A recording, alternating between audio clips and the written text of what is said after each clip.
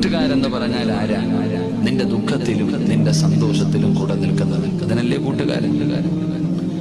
അതാണ് അതാണ് പഴമക്കാര് പറഞ്ഞത്, ഒരു യഥാർത്ഥ കൂട്ടുകാരനെ അറിയണമെങ്കിൽ നിനക്ക് എന്തെങ്കിലും ഒരു ആവശ്യം വരണം. ഇത്തിരി സാമ്പത്തികമായിട്ടോ അല്ലെങ്കിൽ ശാരീരികപരമായിട്ട് എന്തെങ്കിലും പ്രയാസമോ ബുദ്ധിമുട്ടോ ഉണ്ടാകുന്ന സമയത്ത് നിന്നെ സഹായിക്കുന്നവനാ നിന്റെ ആത്മാർത്ഥ സുഹൃത്ത്.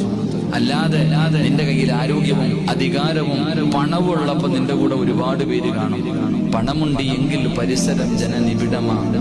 പേക്കൂത്ത് തീർന്നാൽ പിന്നെ കൂത്തുകാരൻ മാത്രമാണ്. നിന്റെ കയ്യിലുള്ള പണവും നിന്റെ അധികാരവും നിന്റെ ആരോഗ്യമൊക്കെ നഷ്ടപ്പെട്ടു പോയാൽ കൂടെ കിടന്നവർക്ക് പോലും നിന്നെ വേണ്ട, സ്വന്തം മക്കൾക്ക് പോലും നിന്നെ വേണ്ടാതാവില്ല. അപ്പൊ യഥാർത്ഥ സുഹൃത്തെന്ന് പറഞ്ഞാൽ നീ ഏതെങ്കിലും ഒരു വിഷയത്തിൽ പെട്ടുപോകുമ്പോൾ, ഏതെങ്കിലും ഒരു ആവശ്യത്തിന്റെ ഒരു സഹായത്തിന്റെ ആവശ്യം നിനക്കുണ്ടാകുന്ന സമയത്ത് നിന്നെ സഹായിക്കുന്നവനാ നിന്റെ ആത്മാർത്ഥ സുഹൃത്ത്.